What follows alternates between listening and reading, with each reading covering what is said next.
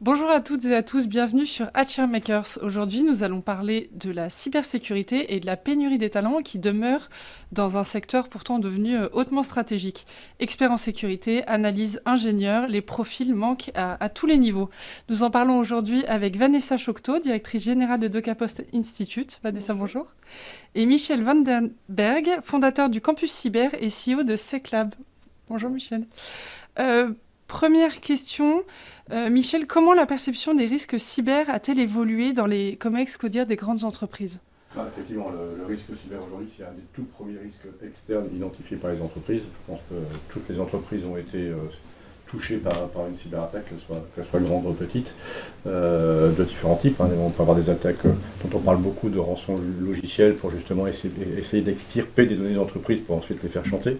Mais on voit qu'aujourd'hui, avec le contexte géopolitique, des problématiques comme le sabotage, l'espionnage commencent à venir justement aux oreilles de ces COMEX qui veulent mesurer justement leur résilience, leur appétence par rapport à ce risque cyber. Donc effectivement, c'est aujourd'hui un sujet identifié et de plus en plus de CIO ou de RSSI ont parfois une place au COMEX pour pouvoir justement donner un peu la mesure aujourd'hui du danger pour ces grands dirigeants.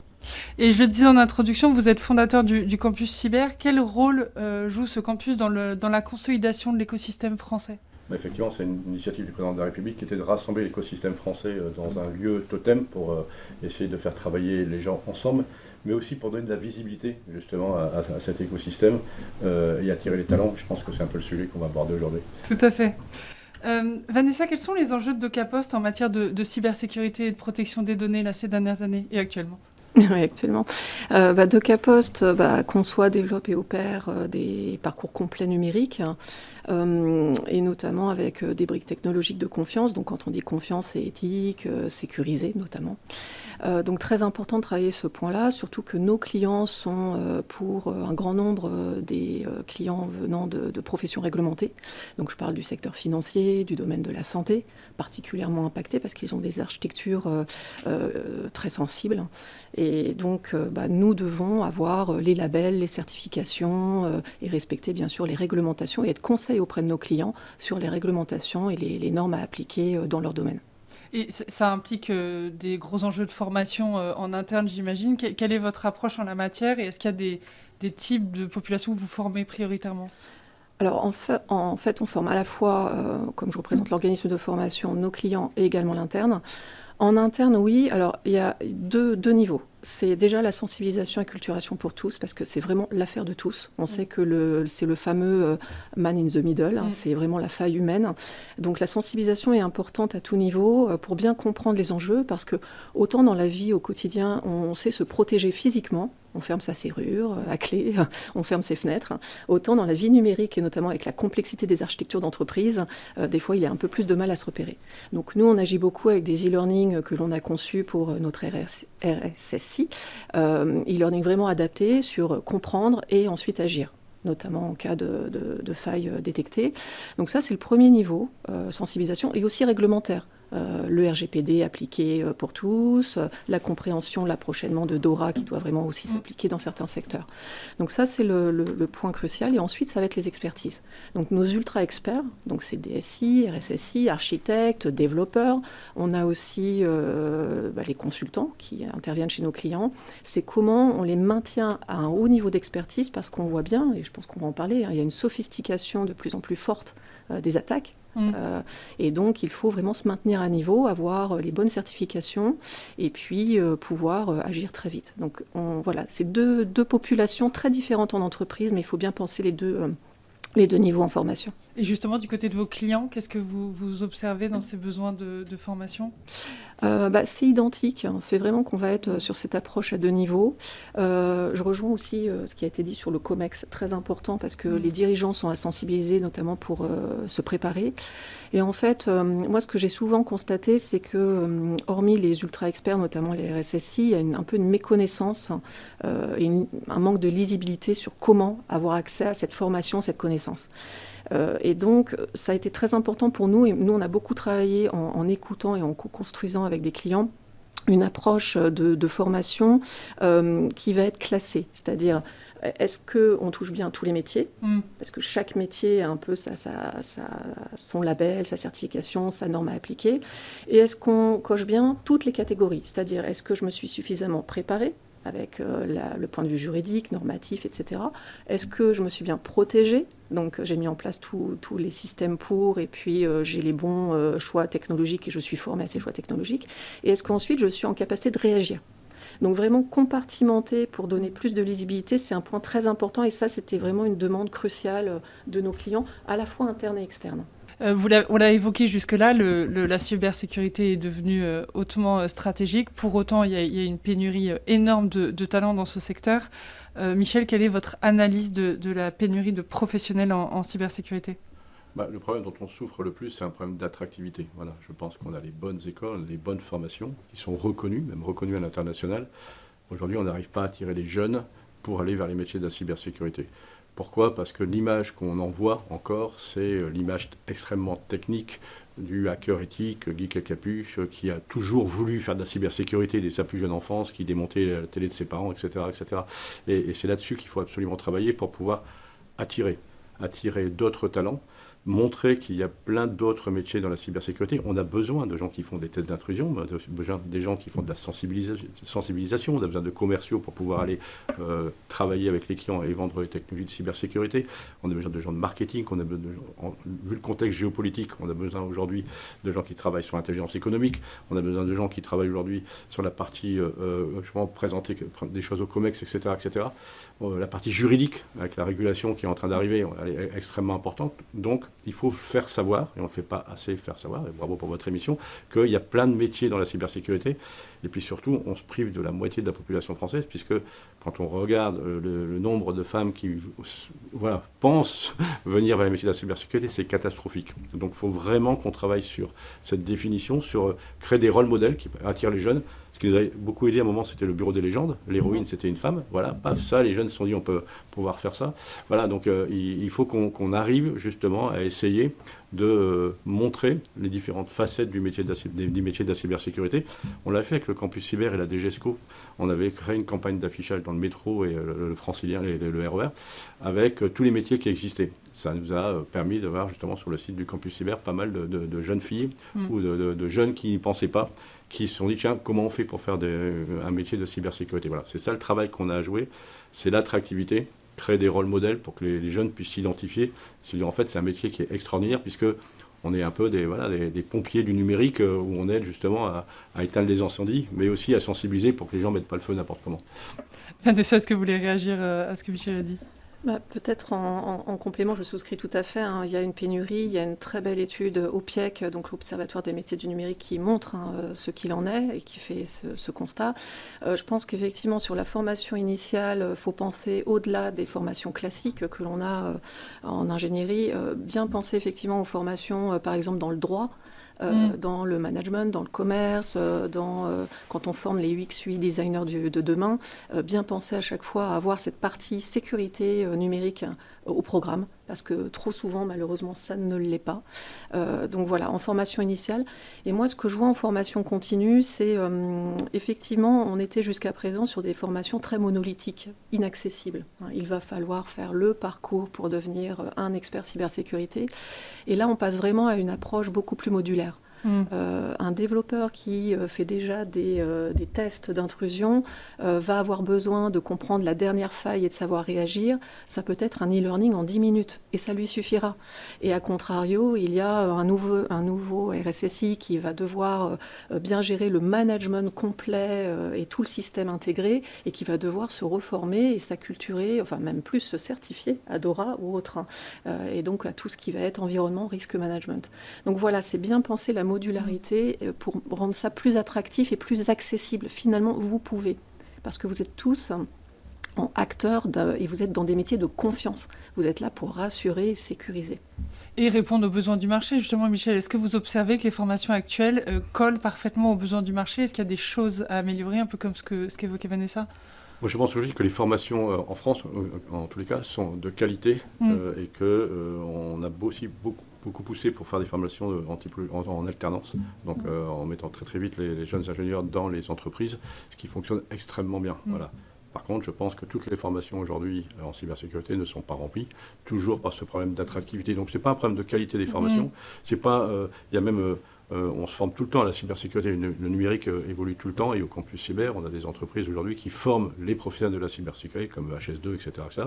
Voilà, c'est rempli, ça fonctionne et ça fonctionne plutôt bien. Oui, c'est pas le problème du contenu. Le problème n'est pas le contenu. Le problème aujourd'hui, en tous les cas, pour les jeunes, pour attirer les jeunes, c'est ce problème d'attractivité sur lequel il faut absolument qu'on travaille.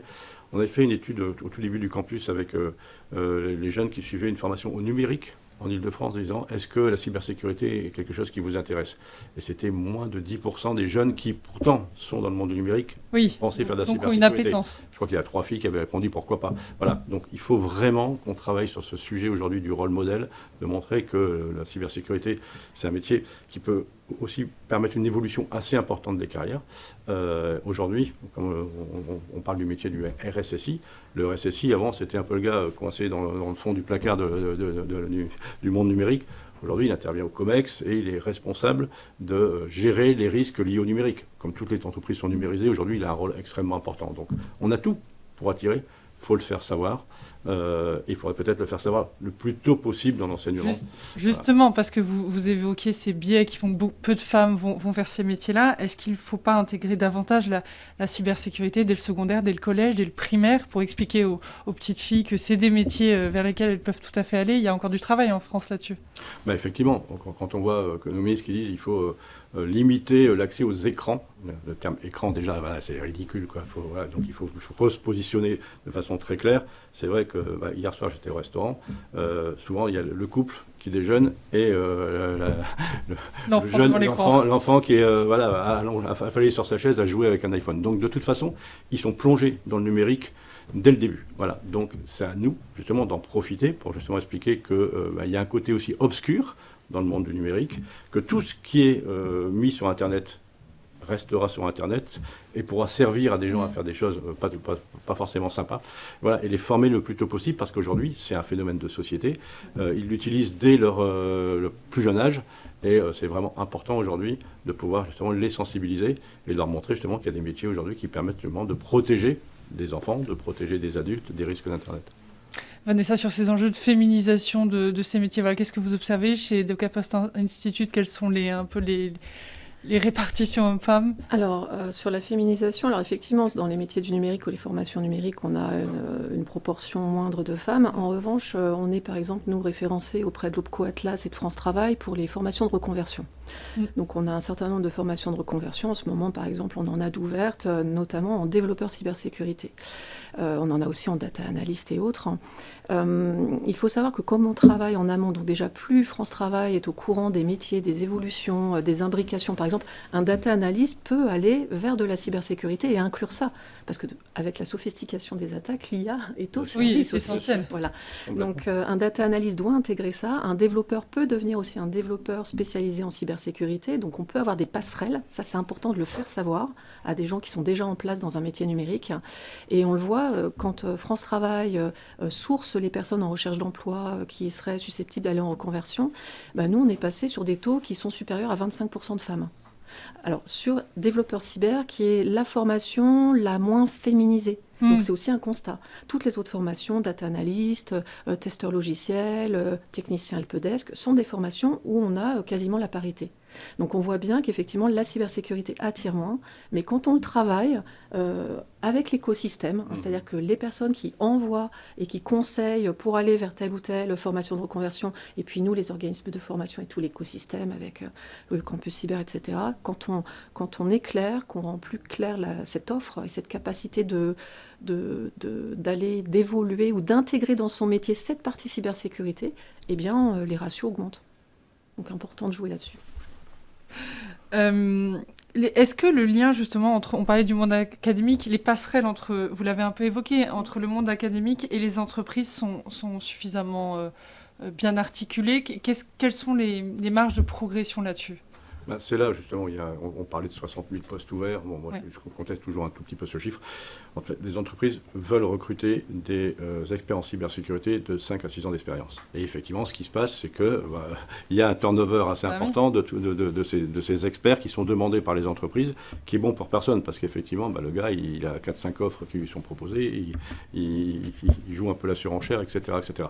Par contre, et moi je l'ai vraiment vu, c'est extrêmement compliqué pour les jeunes de trouver leur alternance, de trouver leur premier emploi, parce qu'effectivement, il y a encore un travail en tous les cas pour ceux qui n'ont pas fait d'alternance, de formation, d'intégration dans l'équipe, etc., etc.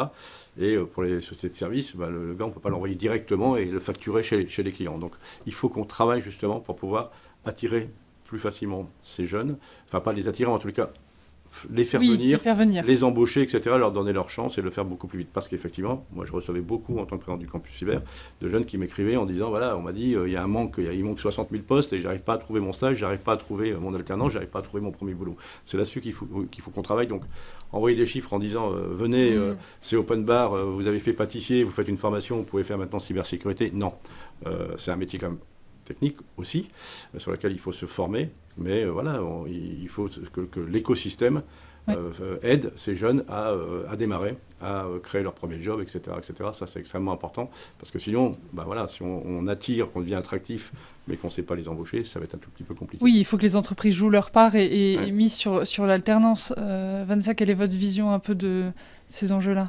Alors, je valide tout à fait. Il y a toujours ce décalage parce qu'on sait très bien qu'un expert, il faudra 10 ans de pratique pour arriver à un très haut niveau d'expertise. Et les alternants arrivant n'ont pas ces 10 ans d'année. Oui, mais en même temps, il faut bien les faire, ces 10 ans de pratique. Donc, c'est très important. Et je pense qu'on revient un petit peu au sujet abordé au tout démarrage. C'est l'acculturation aussi de l'ensemble des dirigeants. Parce qu'on ne parle pas que des grands groupes, on parle aussi des ETI, des PME, des TPE françaises. Et si un patron, un dirigeant n'a pas la connaissance d'un système de management intégré qui sécurise son système, parce qu'il est de plus en plus avec des solutions SaaS, avec des clouds, avec maintenant le recours à l'IA. Enfin, il a besoin de comprendre comment cela se configure et quels sont... Alors, il sait qu'il faut sécuriser, mais il ne sait pas comment. Donc, difficile de recruter un jeune sortant tout juste de l'école en se disant qu'il ne peut pas itérer avec ce jeune dans la mesure où il manque les expertises en interne, voyez. Donc c'est ça qu'il faut aussi travailler. C'est vraiment ce vernis extrêmement important de nos dirigeants et rendre accessibles justement ces formations au niveau des branches professionnelles.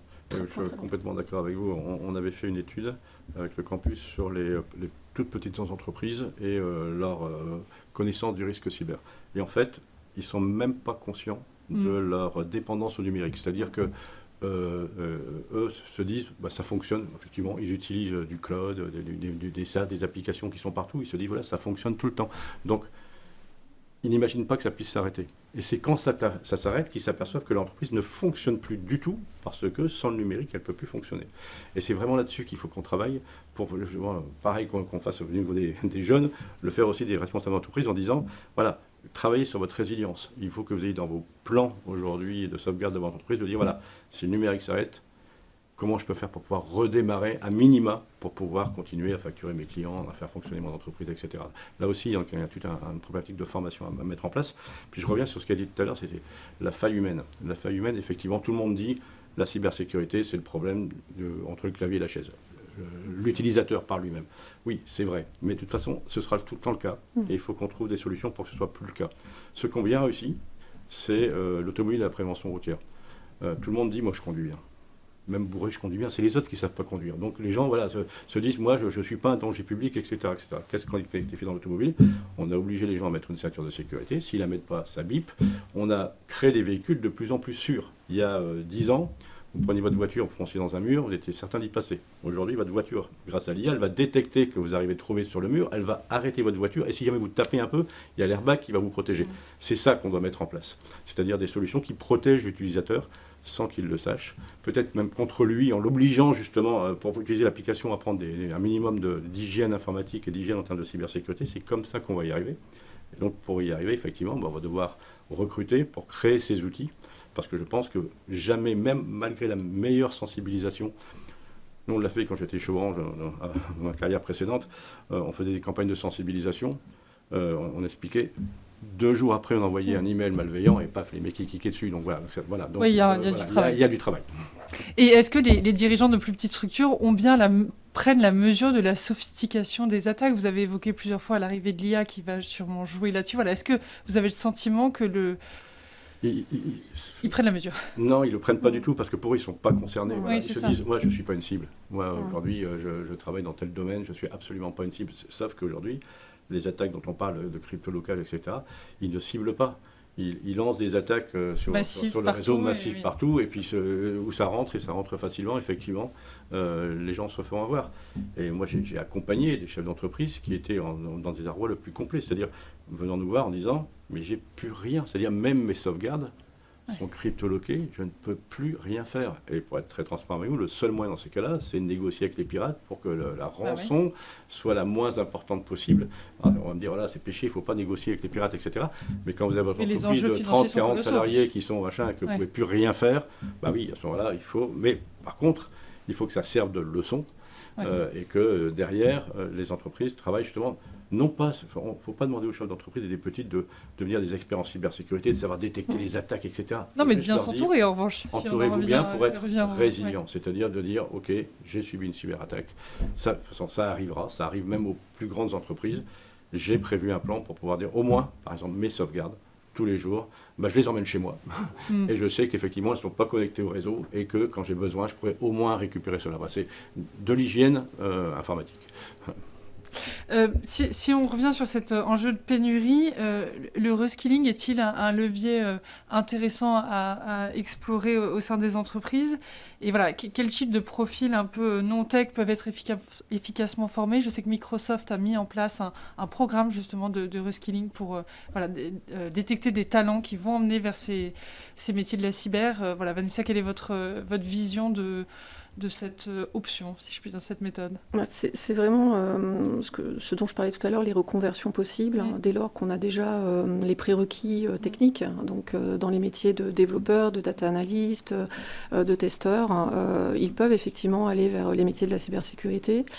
Et il faut de plus en plus les hybridations. Même pour des profils qui sont très éloignés de ça, qui peuvent bénéficier de programmes sur 6-9 mois pour aller vers ces métiers. Alors surtout que maintenant, on a des formations qui peuvent être très très longues. Les formations de reconversion, c'est souvent 3 mois intensifs, qui peuvent être en plus complétés par des périodes de stage en entreprise et de pratique.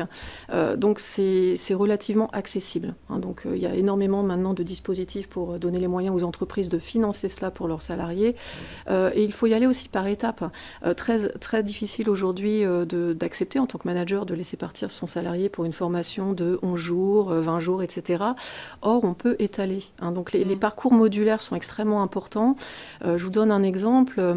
Un développeur, effectivement, ça va être peut-être 2 jours dans l'année pour avoir une mise à niveau sur le pentest, 1 jour pour revoir les fondamentaux de la cybersécurité parce qu'il y a des nouveautés en vulnérabilité, et puis un autre jour pour être à même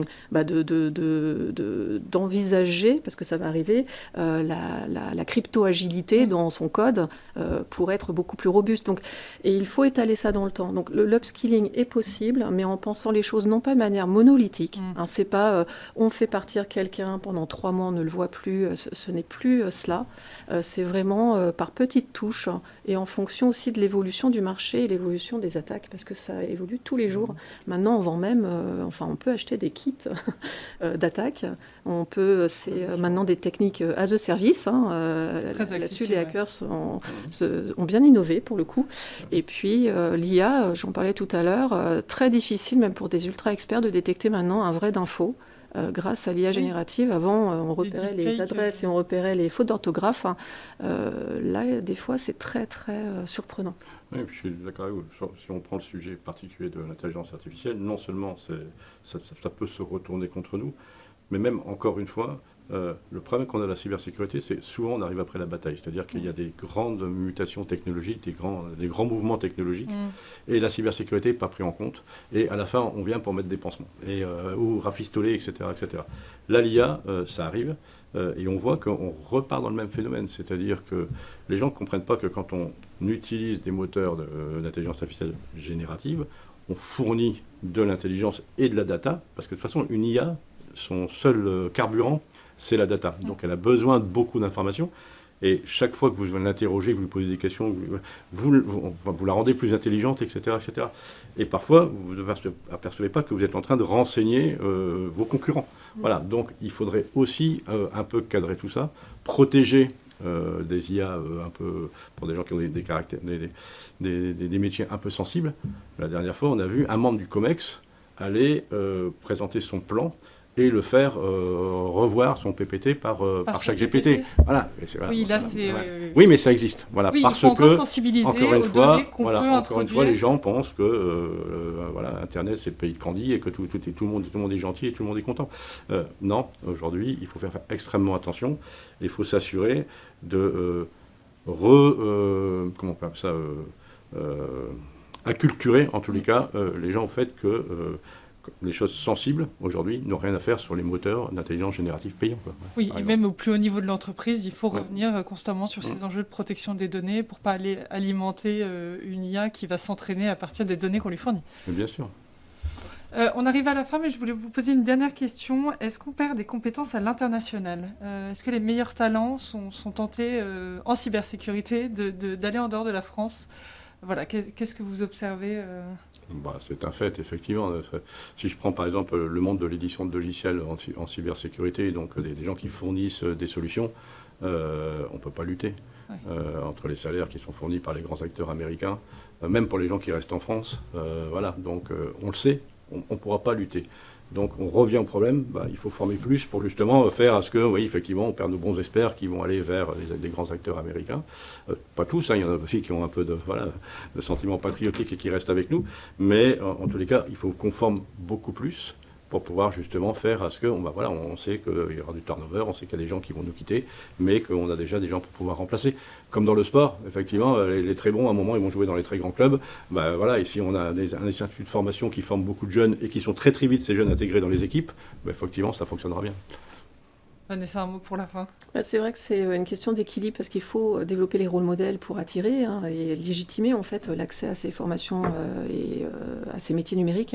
Et en même temps, ces rôles modèles, forcément, il y a des gens qui se font recruter par les grands internationaux. Donc voilà, c'est le jeu, il faut faire avec.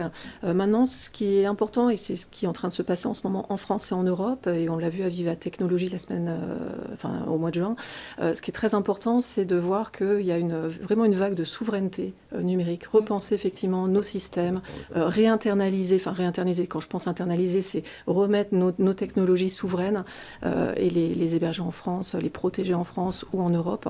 Et je pense que ça peut attirer aussi des jeunes qui sont en quête de sens et qui ont envie d'œuvrer pour justement un numérique souverain. On est en retard, je dois conclure, mais merci beaucoup pour vos éclairages. Vanessa Chocteau, directrice générale de DocaPost Institute, et Michel Vanderberg, fondateur du campus cyber et CEO de SecLab. Merci beaucoup et à très bientôt sur Bismart.